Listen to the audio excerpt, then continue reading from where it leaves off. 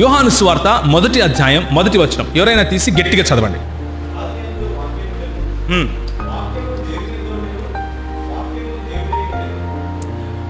ఆదియందు వాక్యముండెను, వాక్యము దేవుని యొద్ద ఉండెను, వాక్యము దేవుడై ఉండెను.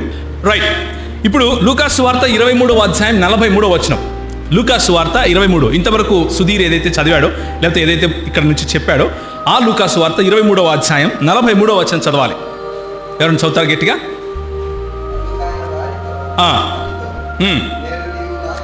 నేడు నీవు నాతో కూడా పరదైసులో ఉందువని నిశ్చయముగా నీతో చెప్పుచున్నాను.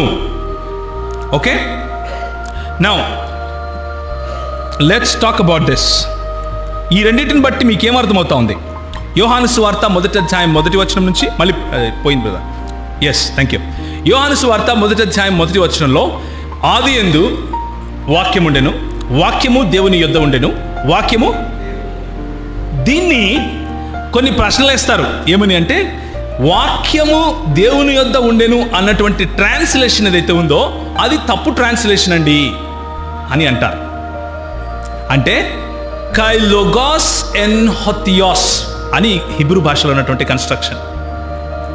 ఏ వాక్యం అయితే అక్కడ ఉండెనో అది దేవుడై ఉండెను అని చెప్పే ఈ మాట, దానికి ముందు పక్క ఉండవలసినటువంటి డెఫినిట్ ఆర్టికల్ ది అని అంటాం కదా ఇంగ్లీష్లో, ది గాడ్, అలాంటిది లేదు. కాబట్టి ఇది ఏ గాడ్గా మనం చేయాలి అని అంటారు. అంటే వాక్యము ఒకానొక దేవుడై ఉండెను అని చెప్పాలి అంటారు.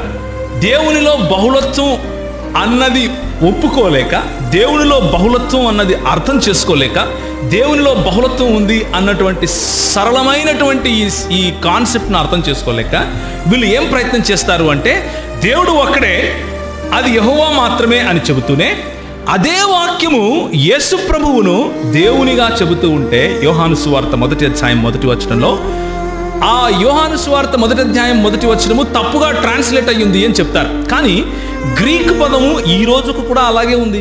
యేసు ప్రభువు వారి తరువాత దాదాపు 150 సంవత్సరాలలో మొత్తం బైబిల్ మొత్తం తయారైపోయింది.